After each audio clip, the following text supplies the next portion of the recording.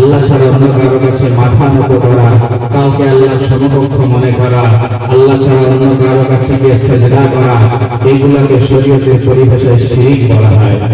আর আজকে আমার আলোচনার মূল বিষয় হচ্ছে শিরক। শিরক নিয়ে আপনাদের সম্মুখে আলোচনা করব ইনশাআল্লাহ। আমাদেরকে বুঝতে হবে খুব সুন্দরভাবে মনোযোগ সহকারে, শিরক প্রথমত দুই প্রকার। শিরক প্রথমত দুই প্রকার। এক নাম্বার হচ্ছে আশ-শিরকুল আকবার। এক নাম্বার হচ্ছে আশ-শিরকুল আকবার, বড় শিরক। দুই নাম্বার হচ্ছে আশ-শিরকুল আসগর, ছোট শিরক। এই বড় শিরক আর ছোট শিরক সম্পর্কে আলোচনা করব। ছোট শিরকের কথা শেষের দিকে বলবো। প্রথমে জানতে হবে আমাদেরকে যে বড় শিরক কোনগুলো। এই বড় শিরক আবার তিন প্রকার। এক নাম্বার হচ্ছে শিরকুল ইতিকাদ, বিশ্বাসগত শিরক। দুই নাম্বার শিরকুল আকওয়াল, কথার দ্বারা শিরক। তিন নাম্বার শিরকুল আফআল, কর্মগত শিরক। তো প্রথমে জানি শিরকুল ইতিকাদ বলতে কি বোঝায়। শিরকুল ইতিকাদ বলতে কি বোঝায়, কি বলে ওকে? আমরা সকলে বিশ্বাস করি, আমরা মানি যে সন্তান দেওয়ার মালিক একজন, তিনি কে? সন্তান দেওয়ার মালিক একজন, তিনি কে? আওয়াজ করে বলুন। আল্লাহ পাক রব্বুল আলামিন আমাদের সন্তান দেয়, কিন্তু বড় মানুষ যাদের সন্তান পায় না, তারা যদি মনে মনে এই রকম বিশ্বাস রাখেন, ধারণা রাখেন, কোন পীর তলায় দরবারে, পীরের দরবারে, বড় দরগা তলায় গেলে, গাছ তলায় গেলে, সেখানে যদি মান্যত করা হয়, মান্যত মানা হয়, তাহলে সন্তান হয়, এইরকম বিশ্বাস করা যায় হচ্ছে শিরকুল ইতিকাদ, বিশ্বাসগত শিরক। এইরকম বিশ্বাস করা যাবে না। এ সম্পর্কে কোরআন কারীম কি জানিয়েছে চলুন দেখি। আল্লাহ পাক রব্বুল আলামিনের কোরআন জানিয়ে দিলেন, লিল্লাহি মুলকুস সামাওয়াতি ওয়াল আরদ ইয়াখলুকু মা ইয়াশা ইয়াহাবু লিমান ইয়াশাউ ইনাসান ওয়া ইয়াহাবু লিমান ইয়াশাউ الذكور أو يزوجهم ذكرانا وإناثا ويجعل من يشاء عقيما। পবিত্র কোরআনুল কারীম সূরা নম্বর 42, সূরার নাম সূরা শুরা, আয়াত নম্বর 49 এবং 50। আমার আল্লাহর কোরআন জানিয়ে দিলেন সবার বান্দা, কোথায় গেলে সন্তান পাওয়া যায়, সন্তান দেওয়ার মালিককে? আল্লাহ পাক রব্বুল আলামিনের কোরআন জানিয়ে দিল, লিল্লাহি মুলকুস সামাওয়াতি ওয়াল আরদ। এই আসমান এবং জমিনের সার্বভৌমত্বের মালিক একমাত্র আল্লাহ। ইয়াখলুকু মা ইয়াশা, তিনি যা ইচ্ছা তাই সৃষ্টি করেন। ইয়াহাবু লিমান ইয়াশাউ ইনাসা, তিনি যাকে ইচ্ছা তাকে কন্যা সন্তান দান করেন। কন্যা সন্তান দেওয়ার মালিক কে? আল্লাহ। কিছু মানুষ মনে করেন যে কন্যা সন্তান দেওয়ার মালিক বৌমা। বাড়িতে বেটার বিয়ে দিয়েছে, বিয়ে দেওয়ার পরে বৌমায়ের প্রথম সন্তান হয়েছে, কন্যা সন্তান জন্ম নিয়েছে। শাশুড়ির মন খারাপ হয় কি হয় না?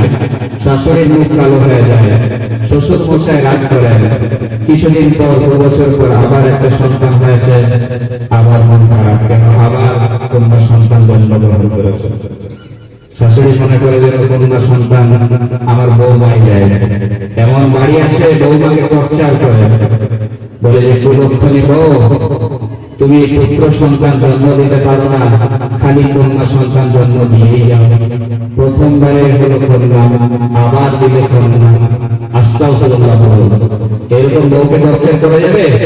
করা যাবে না। সন্তান দেওয়ার মালিক আল্লাহ। আল্লাহর কোরআন জানিয়েছেন, ইয়াহাবু লিমান ইয়াশাউ ইনাসা, আমার আল্লাহ যাকে ইচ্ছা তাকে কন্যা সন্তান দান করেন। ওয়া ইয়াহাবু লিমান ইয়াশাউ যুকুর, যাকে ইচ্ছা তাকে পুত্র সন্তান দান করেন। আও ইউযাউমিজুহুম যুকুরানা ওয়া ইনাসা, আমার আল্লাহ আবার যাকে ইচ্ছা তাকে পুত্র কন্যা দুটোই দান করেন।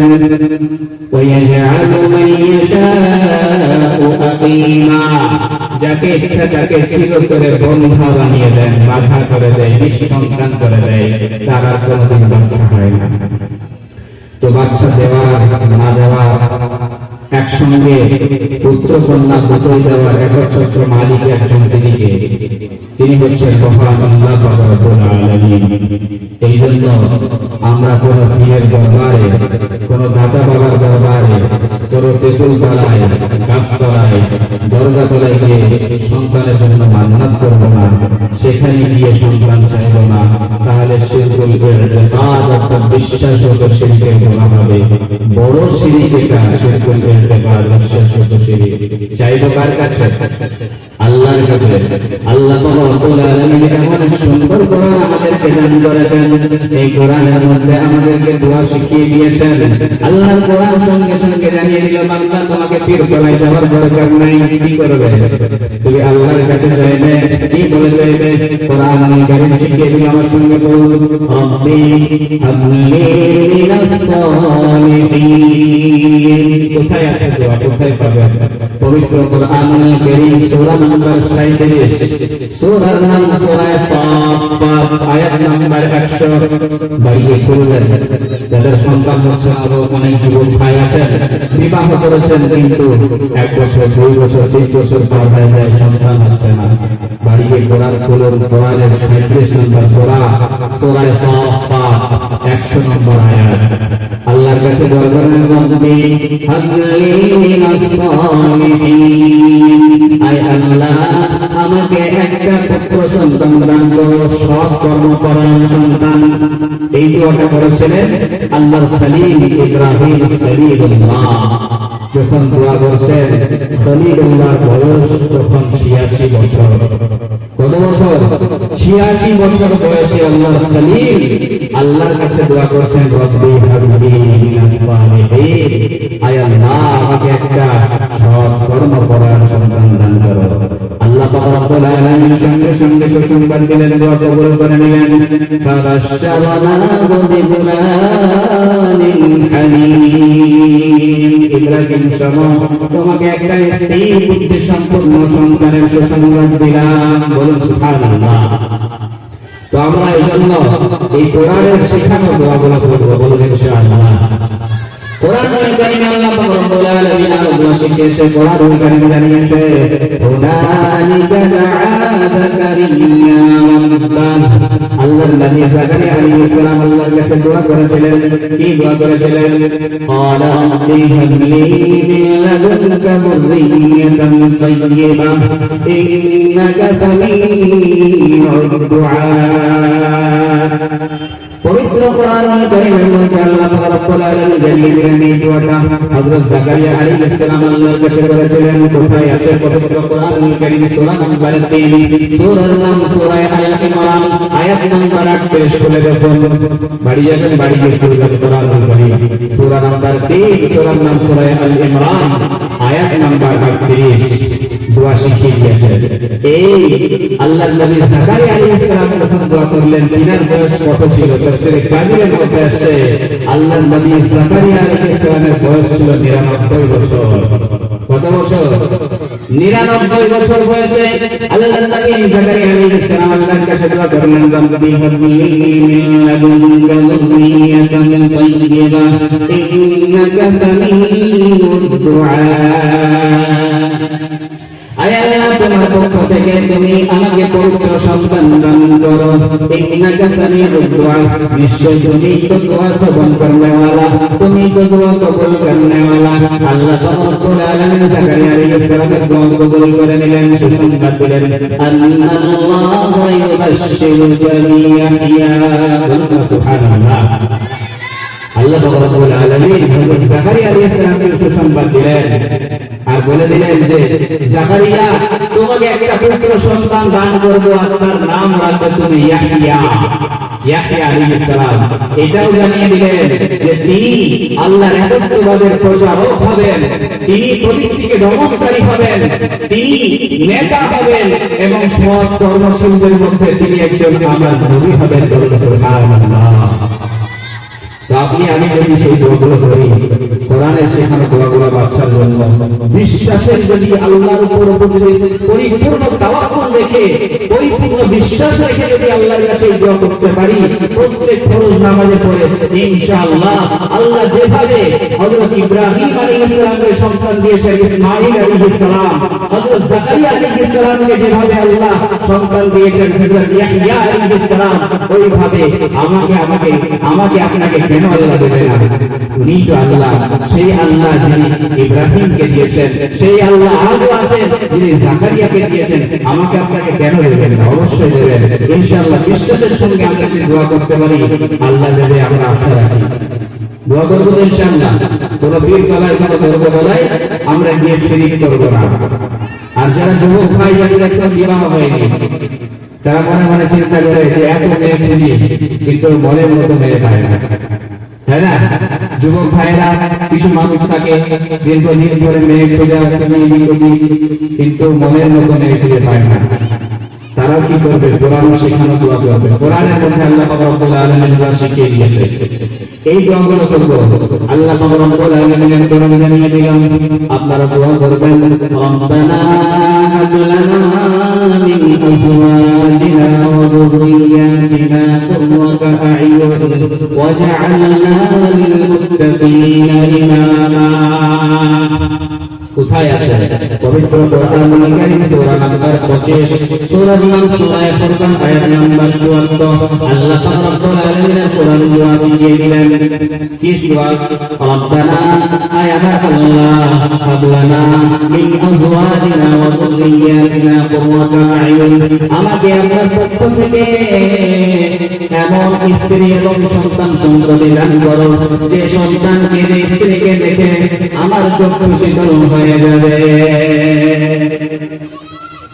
আল্লাহর কাছে দোয়া করবেন, ইনশাআল্লাহ আল্লাহ আপনাকে এমন স্ত্রী দান করবেন, এমন সন্তান দান করবেন যাদেরকে দেখে আপনার চক্ষু শীতল হয়ে যাবে, সুন্দর সুশ্রী রমণী আপনার স্ত্রী হয়ে আসবে। সেই জন্য কোরআনের শিখানো দোয়াগুলো আমরা আল্লাহ সুবহানাহু ওয়া তাআলা করব।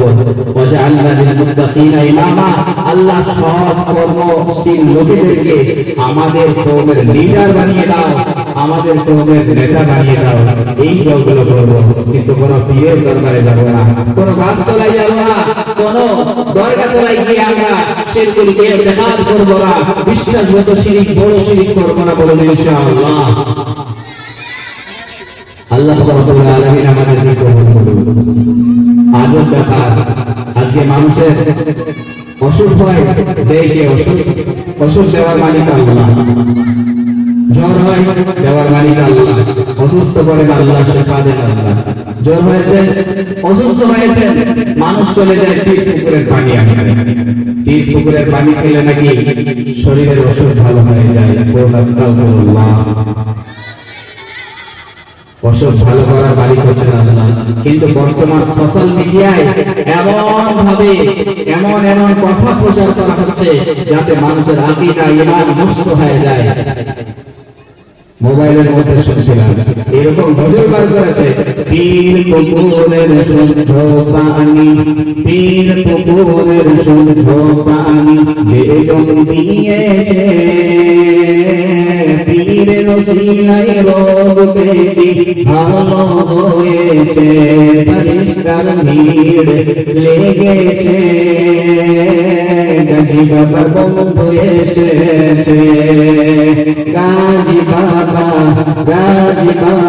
তোমার কাজে আজ এসেছে, গাজী বাবা তোমার কাজে আজ এসেছে, হিন্দের অলিকে মনে ভুলি, হিন্দের অলিকে মনে ভুলি, খাজা মুঈনুদ্দিন এসেছে, পীর পুকুরের শুদ্ধ পানি, পীর পুকুরের শুদ্ধ পানি বেগম দিয়েছে, পীরের ওসিলায় রোগ পেটি ভালো হয়েছে। জোরে সরে পড়ুন আস্তাগফিরুল্লাহ। ঈমান আকীদা নষ্ট করার কথা বলেন। তাই আমি বলি বর্তমান সোশ্যাল মিডিয়া এসে মানুষের যতটা না উপকার করেছে তার থেকে 100 গুণ বেশি মানুষের ক্ষতি করেছে, ঠিক কিনা? মানুষের ক্ষতি করেছে। হাজারো যুবক যুবকের রাতের ঘুম কেড়ে নিয়েছে সোশ্যাল মিডিয়ার মাধ্যমে। হ্যাঁ, ইন্টারনেট হাজারো যুবক যুবতীর রাতের ঘুম কেড়ে নিয়েছে, জীবন যৌবন নষ্ট করে দিয়েছে। সেই জন্য আমরা সমস্ত রকমের যে সমস্ত জিনিস ঈমান আকীদা নষ্ট করার মতো কথা সেগুলো আমরা শুনবো না। বলুন ইনশাআল্লাহ। রোগ ভালো করার মালিক আল্লাহ। আল্লাহর কোরআন জানিয়ে দিলাম, ওয়া ইদা মারিদতু ফাহুয়া ইয়াশফিন। মানুষ যখন অসুস্থ হয় ওই আল্লাহই আরোগ্য দান করেন, ওই আল্লাহই রোগ মুক্ত করেন। তাহলে রোগ মুক্ত করার মালিক হচ্ছেন আল্লাহ। কোরআনুল কারীমের মধ্যে আল্লাহ বললেন, ওয়া আযহাকা ওয়া আবকা, তিনি হাসান তিনি কাদান, ওয়া আগনা ওয়া আকনা, তিনি অভাব মুক্ত করেন, তিনি সম্পদ দান করেন। আল্লাহর কোরআন জানিয়েছে, হুয়া রাজ্জাকুল কুওয়াতিল মাতিন, তিনি রিজিক দান করেন, তিনি সম্পদ দান করেন। আল্লাহর কোরআন জানিয়েছে, আল্লাহু খায়রুর রাযিকিন, তিনি উত্তম রিজিক দেন। রিজিক দেনেওয়ালা একমাত্র জাত তিনি হচ্ছেন আল্লাহ পাক রব্বুল আলামিন। বলুন ঠিক কিনা?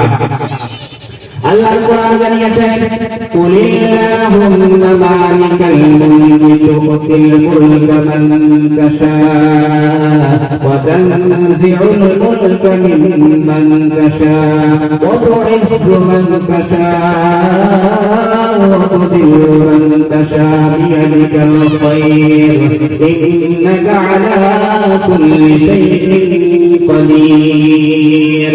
পবিত্র কোরআনুল কারীম সূরা নম্বর 3 সূরা আল ইমরান আয়াত নম্বর 36 আল্লাহ পাক রব্বুল আলামিনের কোরআন জানিয়েছে, হে বান্দা শোনো, আমি যাকে ইচ্ছা তাকে রাজত্ব দান করি, যাকে ইচ্ছা তাকে আমি আল্লাহ রাজত্ব দান করি। যার নিকট হতে ইচ্ছা রাজত্ব আমি আল্লাহ ছিনিয়ে নিই। যাকে ইচ্ছা সম্মান দান করি, যাকে ইচ্ছা বেইজ্জত করি, অপমানিত করি জনসমক্ষে। সমস্ত কিছুর ক্ষমতার মালিক আমি আল্লাহ। আমরা দেখেছি 34 বছরের আমাদের পশ্চিম বাংলার মধ্যে 34 বছরের রাজত্বকে আল্লাহ কিভাবে নিঃশেষ করে দিয়েছে, ঠিক কিনা? তাই আমি বর্তমান সরকারকে, ভারতবর্ষের সরকার তথা আমাদের পশ্চিমবঙ্গের সরকারকে হুঁশিয়ারি জানাই, সাবধান করি যে আপনারা ক্ষমতার চেয়ারে বসে ক্ষমতার অপব্যবহার করবেন না, জনগণের অধিকারকে ছিনিয়ে ফেলবেন না, নচেৎ আমার আল্লাহ তোমার এই 10-15 বছরের রাজত্ব তোমার সঙ্গে কেড়ে নিতে 10 দিন সময় লাগবে না, ঠিক কিনা? সেই জন্য আমাদেরকে জানতে হবে সর্ব বিষয়ে ক্ষমতার মালিক হচ্ছে একজন, তিনি হচ্ছেন আল্লাহ। তাই আল্লাহর কোরআন জানিয়েছে, ফাসজুদু লিল্লাহি ওয়া'বুদু, তিনি যখন সর্ব ক্ষমতার মালিক, ফাসজুদু লিল্লাহ, তোমরা আল্লাহর সিজদা করো, ওয়া'বুদু, তার ইবাদত করো। অন্য কারো ইবাদত করলে চলবে না, অন্য কারো কাছে কোন দরবারে গিয়ে সিজদা করলে চলবে না। বোকা মানুষ মুসলমান। কিছু মানুষের ধারণা আপনাদের এদিকে মনে হয় এরকম মানুষ নেই, আমাদের ওই দিকে কিছু মানুষ আছেন এরকম ধারণা রাখেন যে পশ্চিম বাংলার যেরকম পাথর চাপড়ি আছে, উত্তরপ্রদেশে যেরকম কালিয়ার আছে, অনুরূপ ভাবে দিল্লিতে রাজস্থানে যেরকম আজমির শরীফ আছে, এইরকম দরগাহে গেলে, এইরকম পীরের দরগায় গেলে নাকি কোনটা আমাদের সওয়াব পাওয়া যায়। বলুন আস্তাগফিরুল্লাহ। অনেক মানুষের ধারণা যে পাথর চাপড়িতে একবার গেলে উমরা হজের সওয়াব পাওয়া যায়। কত বড় বোকা মানুষ। আল্লাহর রাসূলের হাদিস শুনিয়ে দেই, ইবনে মাজাহ বর্ণনা, আল্লাহর নবী মুহাম্মদুর রাসূলুল্লাহ সাল্লাল্লাহু আলাইহি ওয়াসাল্লাম জানিয়ে দিলেন, লা তুশাদ্দুর রিহালু ইল্লা তালাতাতি মাসাজিদ, মাসজিদিল হারাম, মাসজিদি হাদা ওয়া মাসজিদিল আকসা। আল্লাহ নবী সাল্লাল্লাহু আলাইহি ওয়াসাল্লাম ইবনে মাজাহ বর্ণনায় হাদিস এসেছে, তিনি বলছেন, লা তুশাদ্দু রিহালু ইল্লা ইলা সালাতাতি মাসাজিদ, তিনটে মসজিদ ছাড়া কোথাও আল্লাহর নৈকট্য লাভের আশায় সফর করা যাবে না। সওয়াব হবে, নেকি হবে, এইরকম আশায় তিনটে মসজিদ ছাড়া কোথাও সফর করা চলবে না। কিন্তু ওই তিনটে মসজিদে যাওয়া যেতে পারে, ওই তিনটে মসজিদে গেলে বেশি সওয়াব হবে, ফেসিলিটি আছে। আল্লাহ নবী হাদিসে মুবারাকার মধ্যে বলেছেন, আল্লাহ নবী মুহাম্মদুর রাসূলুল্লাহ বলেছেন, ওই তিনটে মসজিদের মধ্যে একটা মসজিদ হচ্ছে মসজিদুল হারাম, অর্থাৎ কাবা শরীফ। কাবা শরীফে যদি কোনো ব্যক্তি যায়, এক ওয়াক্তের নামাজ আদায় করবেন, 1 লক্ষ রাকাত নামাজের সওয়াব পাবেন। জোরে বলুন সুবহানাল্লাহ। তারপরে বিশ্বনবী বললেন, মসজিদি হাযা, অর্থাৎ আমার মসজিদ, মসজিদে নববীতে কোন ব্যক্তি যদি 1 ওয়াক্তের নামাজ আদায় করতে পারে, তাকে আল্লাহ সুবহানাহু ওয়া তাআলা 1000 রাকাত নামাজের সওয়াব দান করে। বলুন সুবহানাল্লাহ। তারপরে বিশ্বনবী জানিয়ে দিলেন, মসজিদুল আকসা, যে মসজিদটায় আল্লাহ নবী সাল্লাল্লাহু আলাইহি ওয়াসাল্লাম মিরাজের সময় কাবা শরীফ থেকে এসেছিলেন। কোরআনুল কারীম জানিয়েছেন, আল্লাহ পাক রব্বুল আলামিন কোরআনুল কারীমের মধ্যে জানিয়েছেন, সুবহানাল্লাযী আসরা বি'আবদিহি লাইলান মিনাল মাসজিদিল হারাম ইলাল আকসা। পবিত্র কোরআনুল কারীম সূরা নম্বর 17, সূরার নাম সূরা বানী ইসরাঈল। আল্লাহ রাব্বুল আলামিন পবিত্র ওই জাত যিনি তিনার নবীকে মসজিদুল হারাম থেকে মসজিদুল আকসায় সফর করিয়েছিলেন, রাতারাতি ভ্রমণ করিয়েছিলেন, ওই মসজিদুল আকসা, ওটার কথা বিশ্বনবী বলেছেন, যদি ওখানে 1 ওয়াক্তের কেউ নামাজ আদায় করতে পারে, একটা রিওয়ায়াতের মধ্যে এসেছে 500 নেকি হবে। জোরে বলুন সুবহানাল্লাহ। অপর একটি রিওয়ায়াতের মধ্যে এসেছে, আল্লাহর নবী সুলাইমান আলাইহিস সালাম আল্লাহর কাছে দোয়া করেছিলেন, আয় আল্লাহ, যারা এই মসজিদুল আকসায় এসে নামাজ আদায় করবে, তাদেরকে আল্লাহ তুমি ওইরকম নিষ্পাপ করে দিও, তারা যেন আজকেই তার মায়ের গর্ভ থেকে প্রসব করল। বলুন সুবহানাল্লাহ। নিষ্পাপ করে দেবেন, তাদের জীবনের সমস্ত গুনাহটাকে আল্লাহ সুবহানাহু ওয়া তাআলা মাফ করে দিবেন। ওই জন্য এই তিনটে মসজিদ ছাড়া আল্লাহ সুবহানাহু ওয়া তাআলা নবী বললেন কোথাও সফর করা যাবে না। তাহলে মসজিদেই যদি সফর করা না যায়, তাহলে অন্য জায়গায় কিভাবে যাওয়া যেতে পারে? বলুন, অন্য জায়গায় যাওয়া যাবে? অন্য জায়গায় যাওয়া যাবে না। এই জন্য আমরা এই শিরকুল ইতিকাদ, বিশ্বাসগত শিরক থেকে আমরা বেঁচে থাকবো। বলুন ইনশাআল্লাহ। এবার আসুন শিরকুল আকওয়াল, কথার দ্বারা কত রকমের কিভাবে যা আমরা জেনে বুঝে ইচ্ছায় অনিচ্ছায় শিরক করে ফেলবো। সকালবেলায় উঠেছি, ওঠার পরে দরজায় মাথা ধাক্কা লেগেছে, সকালবেলায় ঘুম থেকে উঠে মাথা লেগে গেল, মাথা ফেটে গেল, আজকের দিনটা অনেক খারাপ যাবে। গাড়ি নিয়ে বার হয়েছি, সামনে দিয়ে বিড়াল চলে যায়, আমরা বলি এটা তো বড় বিপদের লক্ষণ, আজকে মনে হয় বিপদ হতে পারে, ঠিক কিনা? আমাদের মধ্যে এইরকম কথাবার্তা আসে। কিছু মানুষ বলেন যে সকালবেলায় একটা শালিক দেখলে, বেজোড় শালিক দেখলে বিপদ হবে, তাই না? চোরা শালিক দেখা ভালো সকালে বিকালে, বেজোড় দেখলে কপাল মন্দ। আমাদের এলাকার মুসলিম সমাজের কিছু মেয়েরা বলে, ঠিক কিনা? কিছু মেয়েরা বলে বেজোড় যদি শালিক দেখে তাহলে বিপদ হতে পারে। সকালবেলায় দোকান খুলেছেন, দোকানদার চাচি এসেছেন, 1 কিলো চাল 1 কিলো আলু কিনেছেন, কেনার পরে বলছেন, বাবা তোমার চাচা কাজে গেছেন পরের জমিতে, বিকেল বেলায় সন্ধ্যা বেলায় টাকা নিয়ে আসবেন, তারপরে তোমাকে টাকা দেবে। দোকানদার থেকে পায়, হ্যাঁ? সকালবেলায় উঠে আমার শুরুতেই তুমি ঘরে মাল নিতে এসছো, তোমার জন্য সারাদিনের বরকতটা চলে গেল, সারাদিন বিক্রি হবে না। এসব কথা কোথায় লেখা আছে? এইগুলো হচ্ছে কথার দ্বারা শিরক করা, এইগুলা কথার দ্বারা শিরক করা। গাড়ির সামনে দিয়ে যদি বিড়াল চলে যায়, বিপদ হবে। কোথায় পেয়েছেন আপনি এই কথা? বিপদ দেওয়ার মালিককে একমাত্র আল্লাহ। আল্লাহ পাক রব্বুল আলামিন কোরআনুল কারীমের মধ্যে জানিয়েছেন, আল্লাহ পাক রব্বুল আলামিন কোরআন ঘোষণা দিল, মা আসাবা মিন মুসিবাতিন ইল্লা বিইذنিল্লাহ ওয়া মান ইউমিন বিল্লাহি ইয়াহদি কলবাহু পবিত্র কোরআনুল কারীম সূরা নাম্বার 64 সূরা আল-তাগাবুন আয়াত নাম্বার 11 আল্লাহ কোরআন জানিয়ে দিল না আসাবা মিন মুসিবাতিন ইল্লা বিইذنিল্লাহ। আল্লাহর হুকুম ছাড়া, আল্লাহর আদেশ ছাড়া পৃথিবীর জমিনে কোনো বিপদ আপদ বালা মুসিবত আপতিত হয় না, আসে না। তাহলে বিপদ একমাত্র আল্লাহ সুবহানাহু ওয়া তাআলার হুকুমে আসে।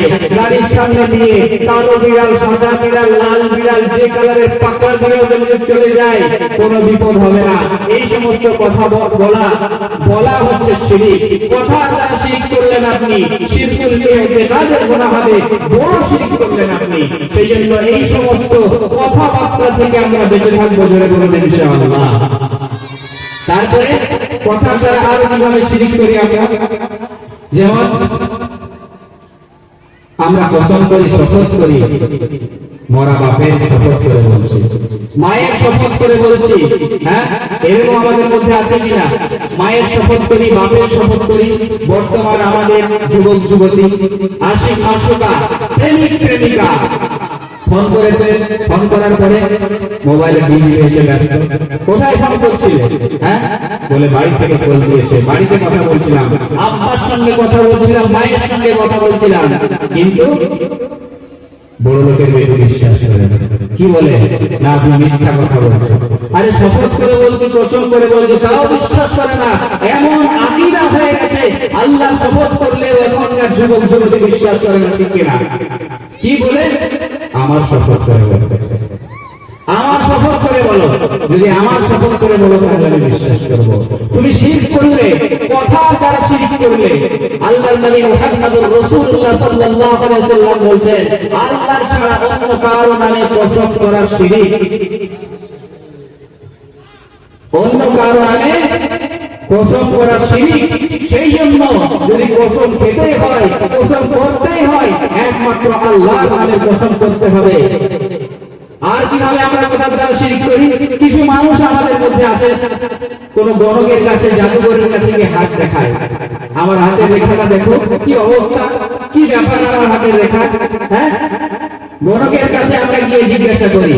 আল্লাহর নবী মুহাম্মদুর রাসূলুল্লাহ সাল্লাল্লাহু আলাইহি ওয়াসাল্লামের হাদিস শুনে পড়ে গেল। আমার নবী বিশ্ব নবী জনাবে মুহাম্মদুর রাসূলুল্লাহ সাল্লাল্লাহু আলাইহি ওয়াসাল্লাম বললেন, যে ব্যক্তিরা, যে যারা কোন গণকের কাছে গিয়ে হাত দেখায় আর তাদের কথা বিশ্বাস করে, বিশ্ব নবী মুহাম্মদুর রাসূলুল্লাহ জানিয়ে দিলেন, ওই ব্যক্তির 40 রাতের নামাজ ইবাদত কবুল হবে না। আস্তাগফিরুল্লাহ। আর এরকম কর্মকাণ্ড করবেন, এইরকম কর্মকাণ্ড করা যাবে না। 40 রাতের ইবাদত কবুল হবে না। বিশ্বনবীর আরো ভয়ঙ্কর হাদিস, বিশ্বনবী সাল্লাল্লাহু আলাইহি ওয়াসাল্লাম বললেন, ফাকাদ কাফারা বিমা উনজিলা আলা মুহাম্মাদিন সাল্লাল্লাহু আলাইহি ওয়াসাল্লাম। যারা গণকের কাছে, জাদুকরের কাছে গিয়ে হাত দেখায় আর তাদের কথা বিশ্বাস করে, বিশ্বনবী বললেন, তুমি যেন ওই রকম যে বিশ্বনবী মুহাম্মদুর রাসূলুল্লাহ সাল্লাল্লাহু আলাইহি ওয়াসাল্লামের উপরে যা কিছু নাযিল হয়েছে সেইগুলোকে তুমি অস্বীকার করলে, তুমি মানতে পারলে না, অস্বীকারকারী হিসেবে গণ্য হবে। কত বড় কথা! ওই জন্য আমরা এই সমস্ত শিরকি কথাবার্তা থেকে বেঁচে থাকবো, জোরে বলুন ইনশাআল্লাহ। তো আমরা 2 নম্বর জানলাম শিরকুল ইতিকাদ। শিরকুল ইতিকাদ 1 নম্বর জেনেছি। 2 নম্বর জানলাম শিরকুল আকওয়াল, কথার দ্বারা শিরক। এবার জানবো শিরকুল আফআল, কর্মগত শিরক। কর্মগত শিরক বলতে কি বোঝায়? কোন ব্যক্তি পীরের দরবারে যায়, কোন গাছতলায় যায়, দরগা তলায় যায়, যাওয়ার পরে কি করে? পশু জবাই করে। কাজ করলে কর্মগত শিরক। বড় শিরক করলে পীরের দরবারে গিয়ে চাদর ছড়িয়ে দিলে মাজারে, বড় শিরক করলে পীরের দরবারে গিয়ে হাতে করে দেশলাই থেকে মাটির ধরিয়ে আগরবাতি জ্বালিয়ে দিলেন, বড় শিরক করলেন। কর্মগত শিরক, সাজদায় পড়ে গেলেন পীরের দরবারে, বলেন আস্তাগফিরুল্লাহ, কর্মগত শিরক করলেন। এই সমস্ত শিরকি কাজ থেকে আমাদেরকে বেঁচে থাকতে হবে। এইগুলো হচ্ছে বড় ধরনের শিরক। আল্লাহ পাক রব্বুল আলামিন কোরআনুল কারীমে সেই জন্য জানিয়ে দিয়েছেন, ওয়া ইয়া'বুদুনা মিন দুনিল্লাহি মা লা ইয়াদুররুহুম ওয়া লা ইয়ানফাউহুম। পবিত্র কোরআনুল কারীম সূরা নাম্বার 10, সূরার নাম সূরা ইউনূস, আয়াত নাম্বার 18। আল্লাহ কোরআন জানিয়ে দিল, ওয়া ইয়া'বুদুনা মিন দুনিল্লাহ। মানুষ আল্লাহ ছাড়া এমন বস্তুর ইবাদত করে, এমন বস্তুর কাছে মাথা নত করে, এমন বস্তুর কাছে কি মাথা হেট করে যায় যারা তাদের কোনো উপকার করতে পারে না আর তাদের কোনো ক্ষতিও করতে পারে না। মাজারে গিয়ে যে সিজদা করি আমরা, মাজারে গিয়ে যে আমরা মাথা নত করি, তারা আমাদের কোনো উপকার করতে পারে না, কোনো ক্ষতিও করতে পারে না। এটা কোরআনুল কারীম জানিয়েছে। এই জন্য আমরা সমস্ত রকমের এই বড় বড় শিরক থেকে আমরা বেঁচে থাকবো বলুন ইনশাআল্লাহ। এবারে আসুন ছোট শিরক। বড় শিরক আমরা জেনেছি, এবার জানবো ছোট শিরক কোনগুলো। বিশ্বনবী মুহাম্মদ রাসূলুল্লাহ সাল্লাল্লাহু তাআলা আলাইহি ওয়াসাল্লাম সাহাবাদের বললেন, হে আমার সাহাবারা, আমার ভয় হয় আমি দুনিয়া থেকে বিদায় নিয়ে যাওয়ার পরে আমার উম্মত বেশি বেশি ছোট শিরকের মধ্যে লিপ্ত হবে। সাহাবারা জিজ্ঞাসা করলেন, ইয়া রাসূলুল্লাহ, ছোট শিরকটা কি? বিশ্বনবী মুহাম্মদ রাসূলুল্লাহ বললেন, রিয়া, লোক দেখার ইবাদত করবে।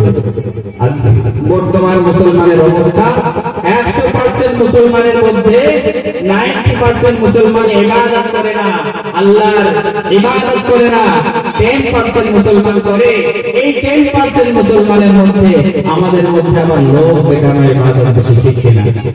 এই জন্য এই ছোট শিরক থেকে আমরা বেঁচে থাকবো।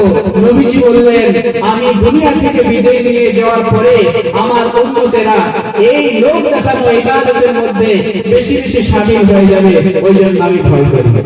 আল্লাহ পাক রব্বুল আলামিন আমাদেরকে ছোট বড় সমস্ত রকমের শিরক থেকে হেফাজত করুন, আমিন। এবার আসুন হাদিসে মুবারকের মধ্যে আছে, বিশ্বনবী মুহাম্মদ রাসূলুল্লাহ বলেছেন, সহিহ বুখারীর বর্ণনা, শিরক হচ্ছে সবথেকে বড় গুনাহ। একজন সাহাবা আসলেন, আসার পরে বিশ্বনবী মুহাম্মদ রাসূলুল্লাহকে জিজ্ঞাসা করলেন, আইয়ু যামবি আকবারু ইনদাল্লাহ। হে আল্লাহর নবী মুহাম্মদ রাসূলুল্লাহ বলুন, দুনিয়াতে যত রকমের গুনাহ সংঘটিত হয়, সমস্ত গুনাহের ভিতরে সবথেকে বড় গুনাহ কোনটি? একজন সাহাবা আসলেন, আইয়ু যামবি আকবারু ইনদাল্লাহ, সবথেকে আল্লাহর নিকটে বড় গুনাহ, বড় পাপ কোনটি? আল্লাহর নবী মুহাম্মদ রাসূলুল্লাহ সাল্লাল্লাহু আলাইহি ওয়াসাল্লাম কি বললেন?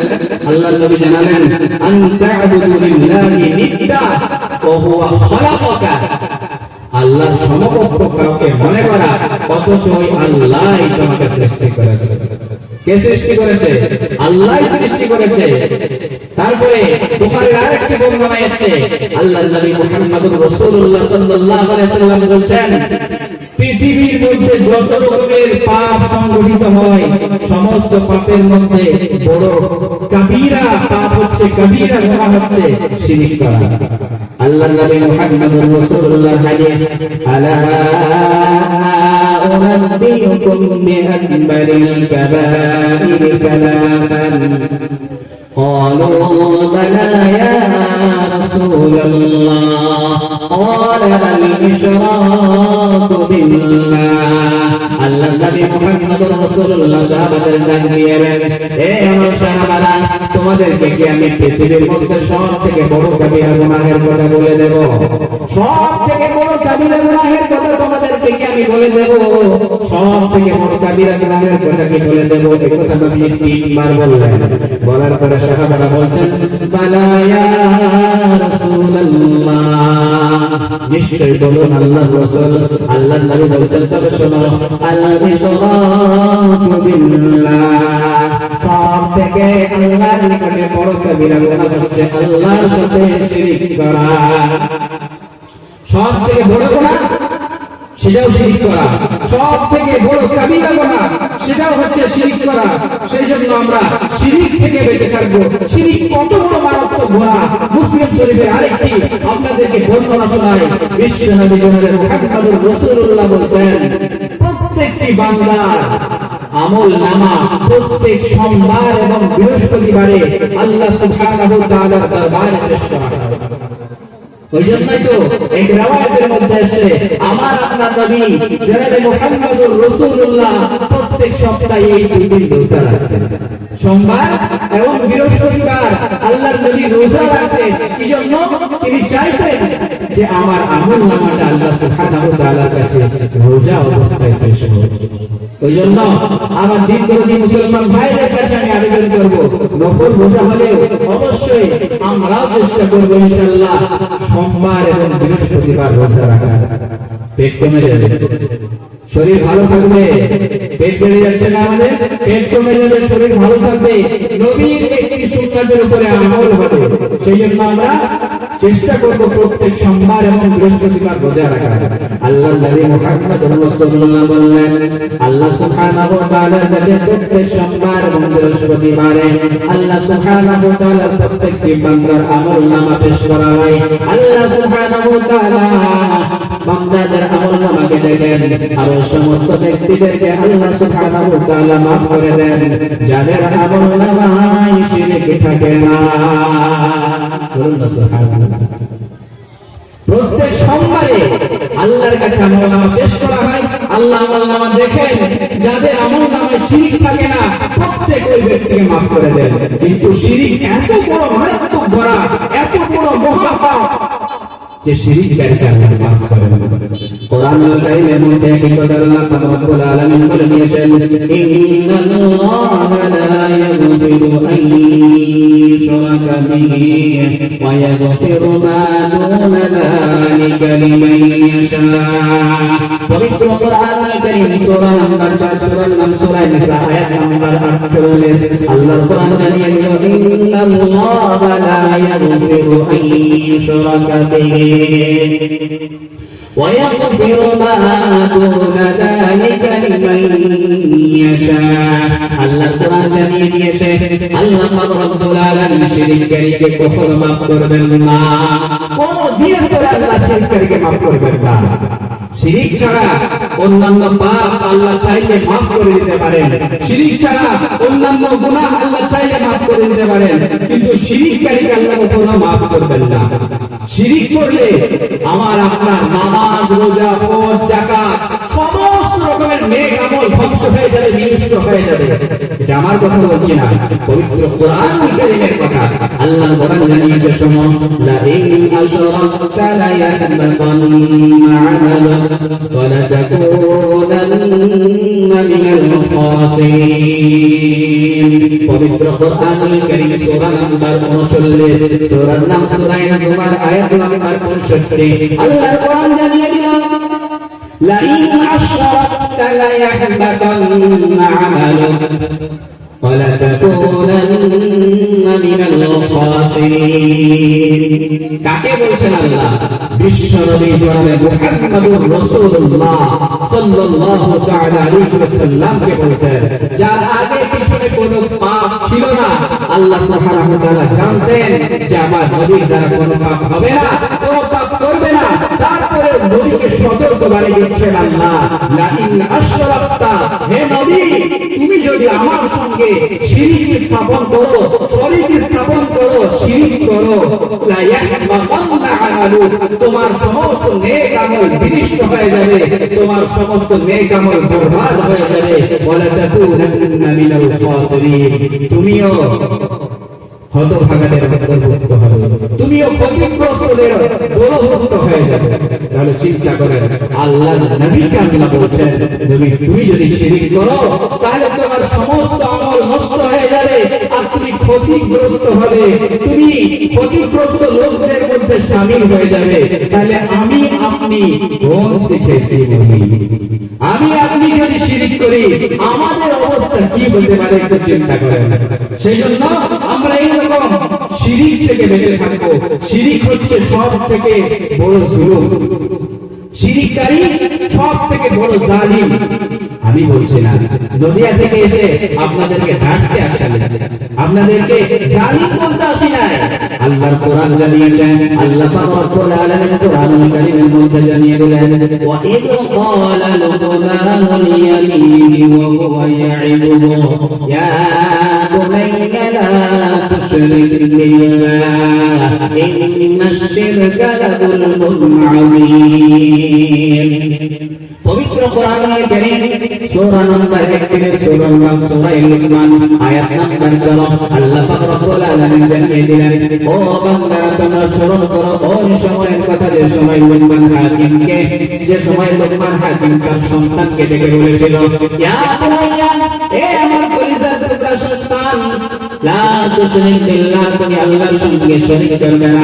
কেন শরীক করবে না? শোনো, ইন্নাশ শিরকা লাযুলমুন আযীম, শিরক হচ্ছে মস্ত বড় জুলুম। লুকমান হাকিম তিনি একজন বড় বুজুর্গ বান্দা ছিলেন। তিনি খুব সুন্দর সুন্দর নসিহত করেছিলেন তিনার বাচ্চাকে, তিনার সন্তানকে। তার নসিহতগুলো আল্লাহ সুবহানাহু ওয়া তাআলার এতই ভালো লাগলো যে কোরআনুল কারীমে তার নামে একটা সূরা নাযিল করে দিলেন। বলুন না সুবহানাল্লাহ। পবিত্র কোরআনুল কারীমের 31 নম্বর সূরা, সূরা লুকমান, তার এই উপদেশটা আল্লাহ পাক রব্বুল আলামিন তুলে দিলেন। আল্লাহ বলছেন, তোমরা স্মরণ করো বান্দা ওই সময়ের কথা যখন লুকমান হাকিম তার সন্তানকে ডেকে বলেছিল, ইয়া বুনাইয়া, হে আমার কলিজার টুকরা, হে আমার সন্তান, তুমি আল্লাহর সঙ্গে কাউকে শরীক করো না। ইন্নাশ শিরকা লাযুলমুন আযীম, নিশ্চয়ই শিরক হচ্ছে মস্ত বড় জুলুম। তো আমি আপনাদেরকে বলেছি যে শিরককারী সবথেকে বড় জালিম। যে জুলুম করে তাকে তো জালিম বলে, তাই না? যে জুলুম করে তাকেই জালিম বলে। সেই জন্য লুকমান হাকিমের কথা, কোরআনের কথা, যে শিরককারী সবথেকে বড় জালিম। আর জালিমের জন্য আল্লাহ পাক রব্বুল আলামিন কোরআন জানিয়েছে, আলা ইন্নাল যালিমিনা ফি আযাবিন মুকিম, আলা ইন্নাল যালিমিনা ফি আযাবিন মুকিম। কোরআনুল কারীমের সূরা নম্বর 42, সূরা নম্বর সূরা আয়াত নম্বর 45 এর মধ্যে আল্লাহ কোরআন জানিয়েছে, আলা ইন্নাল যালিমিনা ফি আযাবিন মুকিম, নিশ্চয় জালিমরা ভোগ করবে চিরস্থায়ী শাস্তি। কোনদিনও জালিমকে মাফ করা হবে না, ক্ষমা করা হবে না। সেই জন্য শিরক কত বড় পাপ আমরা এতক্ষণ জানতে পারলাম, বুঝতে পারলাম যে কত বড় শিরক পাপ, শিরক কত বড় গুনাহ। আল্লাহ কোনদিনও ক্ষমা করবেন না, মাফ করবেন না। মুসনাদে আহমদ শরীফের বর্ণনায় আছে, আল্লাহর নবীর একজন সাহাবা হযরত মুআয রাদিয়াল্লাহু তাআলা আনহু, তিনাকে নবী সাল্লাল্লাহু আলাইহি ওয়াসাল্লাম 10টা নসিহত করেছিলেন। এই 10টা নসিহতের মধ্যে সর্বপ্রথম নবী বললেন যে, মুআয, তোমাকে যদি হত্যা করা হয়, তোমাকে যদি জ্বালিয়ে ফেলা হয়, তবুও তুমি আল্লাহর সঙ্গে কাউকে শরীক করবে না। এই 10টা নসিহতের কথা বলে ইনশাআল্লাহ আমার বক্তৃতা এটি করব। আল্লাহর নবী মুহাম্মদুর রাসূলুল্লাহ সাল্লাল্লাহু তাআলা আলাইহি ওয়াসাল্লাম সাহাবা মুআয রাদিয়াল্লাহু তাআলা আনহুকে ডাক দিলেন, হে মুআয শোনো, এক নম্বর নসিহত করলেন, মুআয, তোমাকে যদি হত্যা করা হয়, তোমাকে যদি জ্বালিয়ে ফেলা হয়, তুমি তবু আল্লাহর সঙ্গে কাউকে শরীক করবে না। তাহলে আমরা শরীক করব না, বলবেন ইনশাআল্লাহ। 2 নম্বর নসিহত কি করলেন? বিশ্বনবী জনাব মুহাম্মদুর রাসূলুল্লাহ সাল্লাল্লাহু আলাইহি ওয়াসাল্লাম মুআয রাদিয়াল্লাহু তাআলা আনহুকে বললেন, হে মুআয, যদি তোমার বাবা মা তোমাকে ত্যায্য করে দেয়, তোমাকে পরিবার পরিজন থেকে আলাদা করে দেয়, তবু তোমার মা বাবার সঙ্গে তুমি কখনো নাফরমানি করবে না। মা বাবা যদি ত্যায্য করে দেয়, ঘর থেকে বার করে দেয়, তবুও তুমি মা বাবার নাফরমানি করবে না। কিন্তু আজ উল্টো, আজকে মা বাবা ঘর থেকে সন্তানকে বার কি করে দেবে? আমরা দেখতে পাই আমাদের মুসলমান সমাজের অবস্থা, ছেলে বৌমা মিলে বাবা মাকে বাড়ির বাইরে বার করে দেয়, ঠিক না? ছেলেরাই বাবা মাকে বাড়ির বাইরে বের করে দেয়। আল্লাহর কোরআন শুনিয়ে দেই, আল্লাহ রব্বুল আলামিন নির্দেশ দিলেন মা বাবার সঙ্গে সৎ ব্যবহার করার জন্য। আল্লাহ পাক বলল মা বাবার সঙ্গে এরকম করো না। কোরআনুল কারীমে আল্লাহ রব্বুল আলামিন জানিয়ে দিলেন ওয়াকাদা রাব্বুকা আল্লা তা'বুদু ইল্লা ইয়্যাহু ওয়া বিল ওয়ালিদাইনি ইহসানা ইম্মা ইয়াবলুগন্না ইনদাকা الكبر أحدهما أو كلاهما فلا تقل لهما أف ولا تنهرهما وقل لهما قولا كريما। পবিত্র কোরআনুল কারীম সূরা নম্বর 17 সূরার নাম সূরা বনী ইসরাঈল আয়াত নম্বর 23। আল্লাহর কোরআন জানিয়ে দিল ওয়াকাদা রাব্বুকা আল্লা তা'বুদু ইল্লা ইয়্যাহু, তোমরা আল্লাহ ছাড়া অন্য কারো ইবাদত করবে না, এটা আমার নির্দেশ। আল্লাহ নির্দেশ দিচ্ছেন যে তোমরা আমার ছাড়া অন্য কারো ইবাদত করবে না। তারপরেই বলছেন ওয়া বিল ওয়ালিদাইনি ইহসানা, তোমার পিতা মাতার সঙ্গে তোমরা সৎ ব্যবহার করবে। কেমন ভাবে সৎ ব্যবহার করবে? আল্লাহর কোরআন জানিয়ে দিল ইম্মা ইয়াবলুগন্না ইনদাকাল কিবরা আহাদুহুমা আও কিলাহুমা ফালা তাকুল লাহুমা উফফিন ওয়ালা তানহারহুমা وقل لهما قولا كريما। আল্লাহ রাব্বুল আলামিন বলেন যে তোমার মা বাবা যদি তোমার জীবন দশায় দুইজন অথবা একজন বার্ধক্যে পৌঁছে যায়, তাহলে তার সঙ্গে তোমরা নম্রভাবে কথা বলবে, তার সঙ্গে ধমক দিয়ে কথা বলবে না, উচ্চবাচ্য কথা বলবে না, সম্মানসূচক কথা বলবে। আর তাদের জন্য কি করবে? দোয়া করবে আল্লাহর কাছে।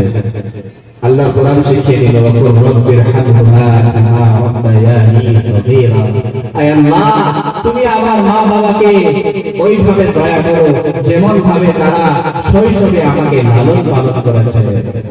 ওই জন্য মা বাবার সঙ্গে আমরা সৎ ব্যবহার করব, তাদের সঙ্গে ভালো ব্যবহার করব, তাদের উপরে আমরা কষ্ট দেব না। আমারি মা ও মা জননী, আমারি সুখের ঠিকানা, আমারি মা ও মা জননী, আমারি সুখের ঠিকানা। ছিলাম আমি কি যে অসহায়, দিয়েছি ছায়া কত মমতায়। ছিলাম আমি কি যে অসহায়, দিয়েছ ছায়া কত মমতায়। আমারি তরে মাগ তোমারি দান, আমারি তরে মাগ তোমারি দান, হয় না যে তার তুলনা।